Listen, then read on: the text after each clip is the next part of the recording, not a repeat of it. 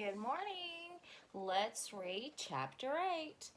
After some time and practice, my tossing got much better. Flea catching improved too. We could get that bird fed in just a few minutes. I had some trouble with my mouse catching though. As soon as I crept into the hayfield and the mice spotted the bird on my back, they started laughing. Now it should be easy to catch a giggling mouse, but somehow it was embarrassing to have your snacks laugh at you. Flea, you're going to have to hide down in my fur, I moaned. These mice aren't taking me serious. Take your time, Gray. Look them in the eye. When they see that you mean business, they won't laugh at you. Good advice from a parasite bird. Flea tucked herself into my fur, and the chase began.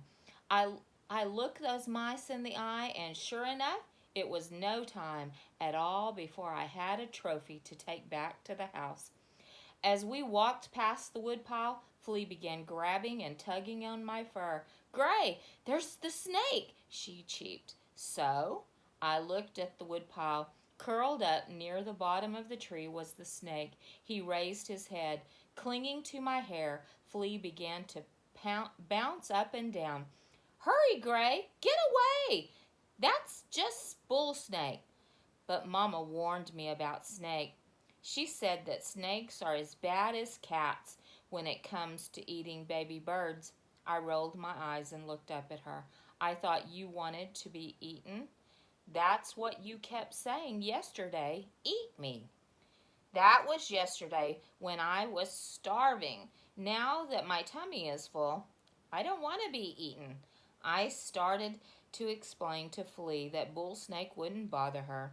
All he wanted was to be left alone, but Snake had already disappeared under the logs, so I didn't bother. Let's see what's going on at that house. I hurried to the porch and put my trophy on the mat. When I jumped up into the rocking chair, Callie looked up at us from the concrete. I see that you still have your little snack on your back, she purred. We've been hunting for mice. It won't be long before it gets cold. Callie winced when she stretched out her paws. How do you know? I asked.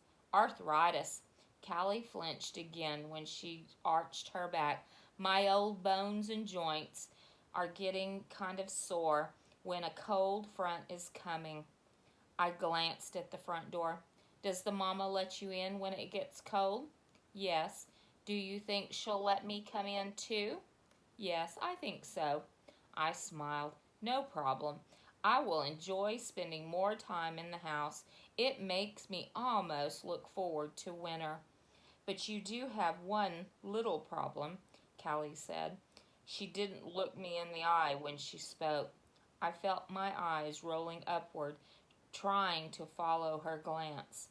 Oh, yeah, I almost forgot. Do you think the mama will let her come in too? Callie shot me a disgusted look. How about the barn? I suggested. Callie rolled her eyes. The rats would love that. My whiskers twitched. Surely we can find somewhere warm for her to spend the winter. Callie rested her chin on her crossed paws. Even if you could find a warm place for her to spend the winter, what would she eat? There aren't any bugs. Even the earthworms go deep into the ground. Your bird cannot spend the winter here. Birds fly south for the winter. That's just how things are. I twisted my neck as far as I could. Flea was nestled down into my fur and fast asleep. But she can't fly, I whispered. So she's hurt? Callie asked. No. Is she sick? No. I think she's just scared. She fell out of her nest when she was very little, and ever since she's been afraid of heights. Her little wings are very strong. I can feel them when she flaps on my back. Callie sighed and shook her head. Your little Flea must fly south for the winter. If she won't fly, then she will die. What can I do? I don't know how to fly. Callie shrugged. Then she closed her eyes and went to sleep, but I couldn't go to sleep. All I could do was lie there and wonder how I could help this pesky flea. We spent the afternoon with a flying lesson. I ran across the yard. Flea flapped her little wings. She hopped up and tried to catch the wind, but each time Flea fell back on me. Hop and flutter, Flea tried again and again to fly. I flattened my ears against my head and ran as fast as I could. We raced up and down the yard for hours. Exhausted, I tumbled to the concrete porch. We'd try again after a nap. I scratched on my back, woke me up. Flea was pecking and grabbing at me. Gray, look out! There's that snake again. I opened my eyes wide. The brown snake was crawling across the yard toward the woodpile. He stopped and looked back at us. I jumped up on the rocking chair to get a better view. Bull Snake gave a quiet hiss and crawled on toward the woodpile. He's trying to get me. Mama warned me about snakes. The little bird cheeped. You're safe with me. I'll take care of you, I meowed. I've gotten to learn how to fly quick. Flea sounded desperate. We've spent another hour fluttering and hopping, running and flapping before we finally went to the field for a quick snack. I caught a few grasshoppers for Flea and a couple of field mice for me. I even took a trophy home to put by the front door. The house mama found it as soon as she stepped out. Now, she always looked at the mat before walking out onto the porch, especially if she didn't have her shoes on. When she came outside, I flattened myself against the wall. If Mama saw me, she might try to give me a tummy rub. That would be very nice, but I was afraid that she would toss Flea into the yard like she did my trophies. So I tried to disappear into the brick behind the swing. Mama called Callie and finally found her behind the rose bushes. She picked her up carefully and she carried her inside. Flea was safe for today.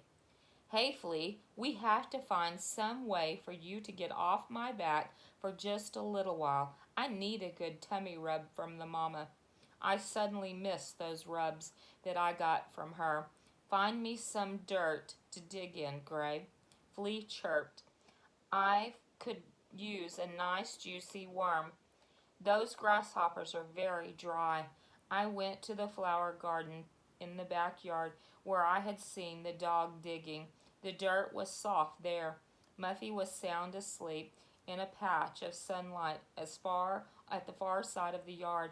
I'm not worried about sliding off, but how will I get back on? Flea moaned. Well, we'll come up with something. Carefully the bird let go and plopped quietly onto the soft dirt. I'll be back, Flea. I shook my whole body as I walked back to the front porch. Meow! I yelled at the top of my voice.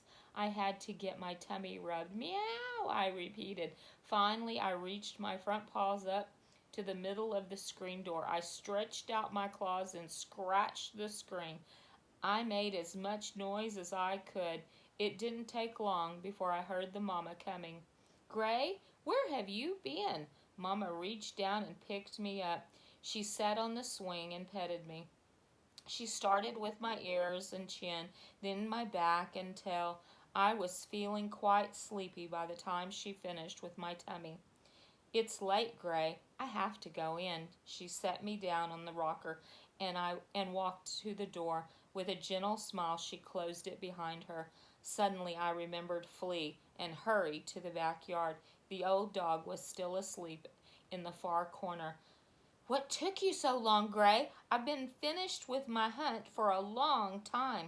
Sorry, Mama's tummy rub felt better than I thought. I had to let her finish. Just remembering that made me purr. Get me out of here. That snake could show up any time. He might be able to smell my fluffy feathers. I flattened myself down on the dirt. Flea took a big hop and fluttered her wings. I could feel her sharp claws grab my fur. Hop and flutter, hop and flutter. Each day Flea got better. She finally improved when I stopped catching her food. I was totally sneaky about the way I did it, too. When it came to catching grasshoppers, I pretended to get clumsy. I kept pouncing, only I would miss every time. Finally, Flea told me to get close to the grasshoppers, then stop. She could jump on them. Each time I stopped further from the grasshoppers. It wasn't long before Flea could swoop from my back and grab one. As soon as she gobbled it down, she hopped, gave a flap of her wings, and zoomed back to my head. Flea really could fly. She just didn't know it. Not yet. See you next time for next chapter.